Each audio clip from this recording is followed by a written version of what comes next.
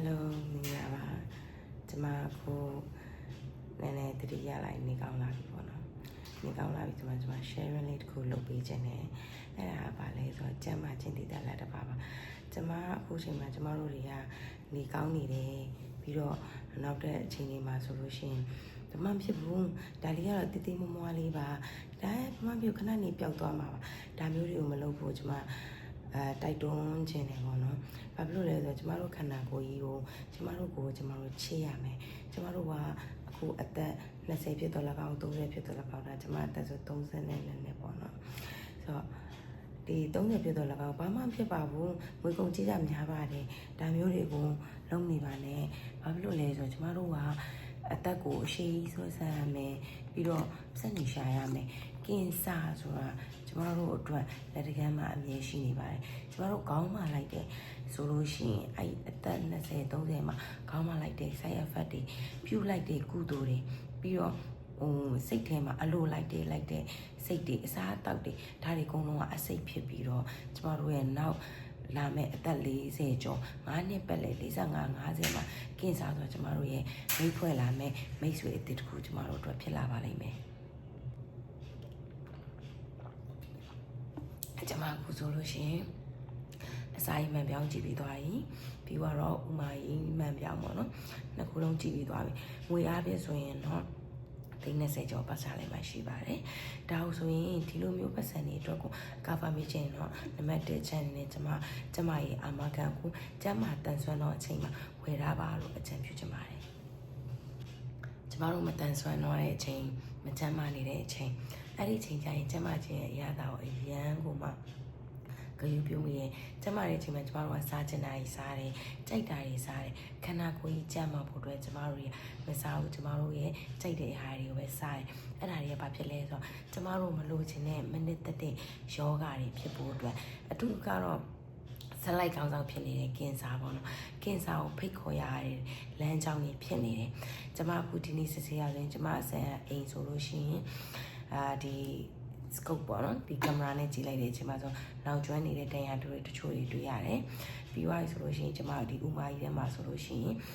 ဒီအသားလုံးတွေပေါ့နော်ဒီလိုမျိုးတွေ့ရတကယ်လို့သာကျမတို့ပေးပြီးနေခဲ့ဦးမယ်ဘာမှဖြစ်ပါဘူး easy တွေပါ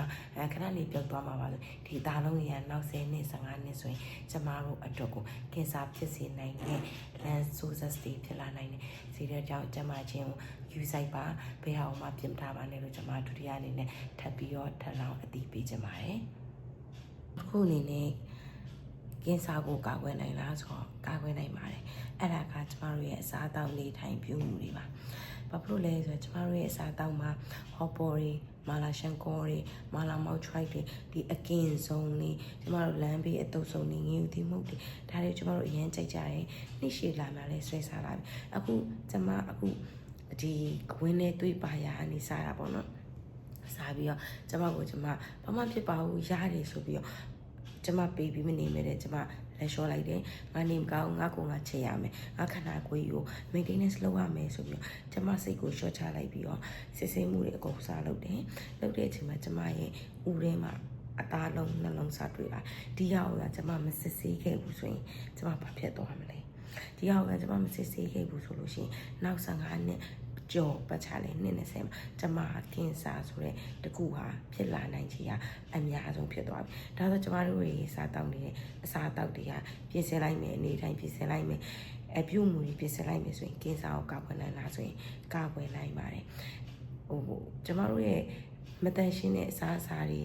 ပြီးတော့ကြိုက်လို့စားတဲ့အစားအစာတွေရတယ်ပဲဖြစ်ပွားခဲ့တာဖြစ်တဲ့အတွက်ကြောင့်ကျမတို့ဒီအစာအိမ်လောင်ကျွမ်းနေရဆိုတော့လေကျမတို့စားတဲ့အပူအဆက်တွေဒီပေါ့နော်အထူးသဖြင့်ကျမဆိုလို့ရှိရင်မာလာရှန်ကောတို့မာလာမောက်ချိုက်တို့မာလာစီကျွမ်းတို့ပြီးရင်ဘဲဆက်တို့အခုပေါ်နေတဲ့ trend တွေအကုန်လုံးကျမတို့လိုက်စားတယ်အရန်လေးကြိုက်တယ်နည်းချိုက်လေးစားတယ်ကျမဒီဟာတွေစားသုံးခဲ့တာဆိုရင်ကျမတတိထားမိတယ်လို့ဆိုရင်3နှစ်ကျော်ရှိပြီ3နှစ်ကျော်မှာကျမကျန်းမာရေးဟာအခုလုံးထူခြားသွားတယ်ဒီဟာကကျမဘယ်သူမှပုတ်ခတ်ပြောဆိုခြင်းမဟုတ်ဘူးကျမရဲ့ ဒီအသိပညာတွေကျမရဲ့ကိုယ်တွေ့ကျမတွေကို sharing လုပ်တဲ့အနေနဲ့ပြောပြတာဖြစ်တဲ့အတွက်ကြောင့်လူချင်းမင်းတို့တွေဒီဗီဒီယိုကိုကြည့်နေတဲ့သူတွေအကုန်လုံးပါဒီဟာတွေစားတောက်နေတယ်ဆိုလို့ရှိရင်အတက်နိုင်ဆုံး short ချလိုက်ပါဒါသင်ရဲ့ကျမရဲ့အတွက်ကိုnotice ပေးနေတဲ့အလန်းတစ်ခုကိုကိုယ်တိုင်ခေါ်သွင်းနေတဲ့မိတ်ဆွေဖြစ်နေလိမ့်မယ်ကိုယ်တိုင်ကိုယောဂကိုတကားဖွင့်ပေးနေတဲ့ကိုယ်တိုင်တကားဖွင့်ပေးနေတဲ့သူဖြစ်နေလိမ့်မယ်ဒီဟာကိုကိုကရတယ်ဖြစ်တဲ့အချိန်မှာဖြစ်မယ်ငါခံမယ်ဆိုလို့ရှိရင်တော့မိတ်ဆွေအနေနဲ့ဆိုလို့ရှိရင်ဒီဗီဒီယိုကြည့်နေတဲ့သူတွေဆိုတဲ့ဆိုရင်ဒါကကျမကခေါ်မယ်ကျမရဲ့အသိပညာတွေကို sharing လုပ်ပေးတာပေါ့နော်ကိုယ့်ရဲ့ခန္ဓာကိုယ်ကြီးတွေကိုဖြစ်လာမဲ့ယောဂတွေကိုတကားဖွင့်ပေးတာကိုယ်တိုင်မဖြစ်ပါစေနဲ့လို့ပြောချင်တာပါ